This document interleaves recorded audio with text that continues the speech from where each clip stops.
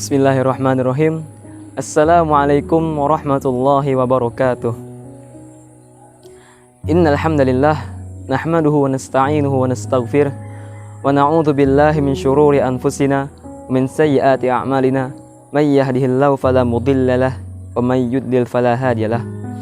Asyhadu an la ilaha illallah wahdahu la syarika lah wa asyhadu anna Muhammadan abduhu wa rasuluh la nabiyya wa la rasula ba'dah amma ba'd. Puji dan syukur kita haturkan kepada Allah Subhanahu wa taala yang masih selalu memberikan kita nikmatnya yang begitu banyak yang kita rasakan saat ini, yaitu nikmat sehat, nikmat iman, nikmat Islam, dan nikmat waktu, dan banyak lagi. Dan juga salawat dan salam kita hadiahkan kepada Nabi kita Muhammad SAW yang berkat beliaulah kita bisa merasakan manisnya agama Islam pada masa ini. Seringkali kita merasakan ketika menghafal Quran ataupun memurojaahnya atau mengulang-ulangnya, kita telah bersungguh-sungguh agar bisa menguasainya. Tapi setelah kita berusaha sekuat mungkin, ya kita merasa otak kita itu tidak mampu untuk menahannya gitu, atau sulit untuk kita ingat. Dan banyak juga orang yang ketika menghafal Quran itu mereka malah berhenti di tengah jalan karena merasa tidak kuat. Padahal Allah Subhanahu wa taala telah berfirman, "Wa laqad yassarnal Qur'an lidzikri fahal mim muddakir." Sesungguhnya kami telah mengirimkan Al-Qur'an agar kamu mengambil pelajaran.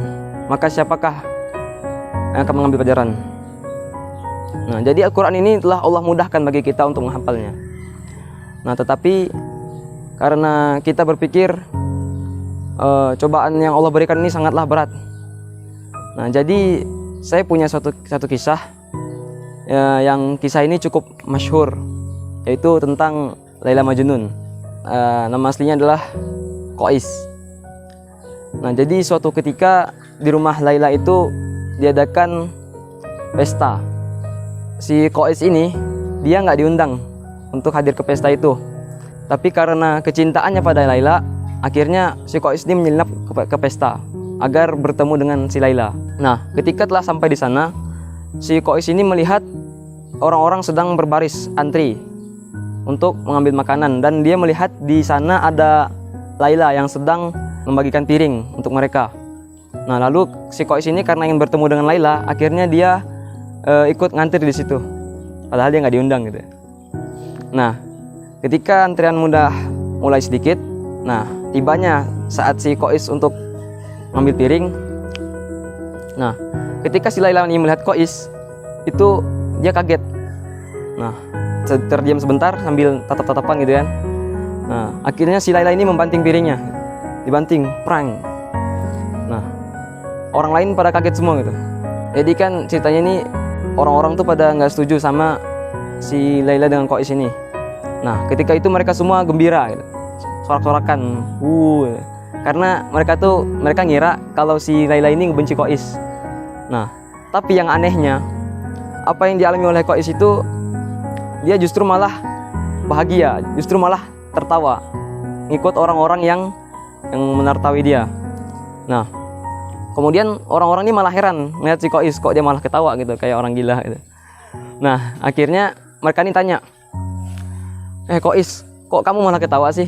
Padahal kan kamu kan udah jelek-jelekin lah istilahnya, udah dijelek-jelekin sama si Laila, dipermalukan di depan umum, kok malah ketawa?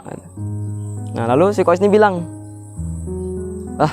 sejak kapan saya dijelek-jelekan gitu, katanya. Nah, ini yang luar biasa ini. Terus kata si orang-orang tadi itu katanya, tadi kan kamu mau ngambil piring, terus si Laila malah ngebanting piring itu depan umum lagi. Nah, kenapa kamu nggak malu gitu? Akhirnya kata si Qais, oh kalian tidak paham katanya, kalian tuh nggak paham. Sebenarnya si Laila itu ngebanting piring karena biar aku itu bisa ngantri lagi. Jadi ketika kita bertemu lagi, nanti si Laila pasti juga akan banting piring lagi. Jadi kita tuh bisa terus ketemuan berhadapan gitu, tatap-tatapan. Nah, di sini di kisah ini walaupun ya kayak bucin gitu, tapi ada ibrohnya untuk kita. Jadi kita yang selalu merasa ketika kita menghafal Quran ataupun kita tertimpa musibah yang lainnya, seringkali kita merasa bahwa ini Allah nih kok nguji kita berat-berat banget gitu kan. Allah kok ngasih kehidupan penuh dengan masalah. Nah, padahal sebenarnya disitulah Allah ingin memberikan rahmatnya pada kita. Ketika kita menghafal Quran, terus kita merasa bahwa kok ngapal nih kok nggak masuk-masuk gitu. Pada saat itulah Allah itu menginginkan agar kita terus mengulang-ulang ayat-ayat Quran tadi. Sehingga dengan banyaknya kita mengulang-ulang ayat Quran, kita membaca Quran, yang pahalanya itu satu hurufnya dinilai dengan 10 kebaikan. Sehingga kita makin dekat dengan Allah. Jadi Allah itu sangat mencintai kita. Dan juga kita bisa mengambil banyak hikmah dari berbagai peristiwa yang kita alami.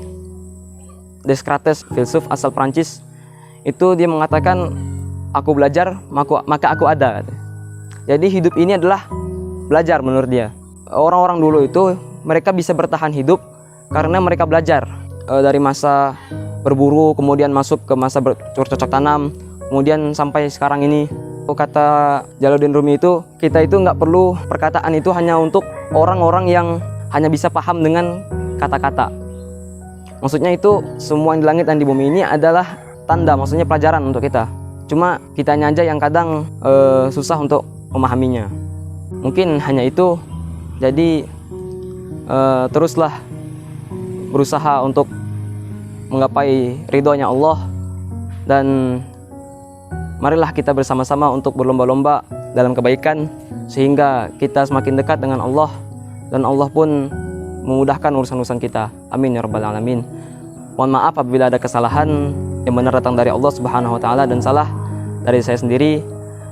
Wabillahi taufiq wal hidayah. Wassalamualaikum warahmatullahi wabarakatuh.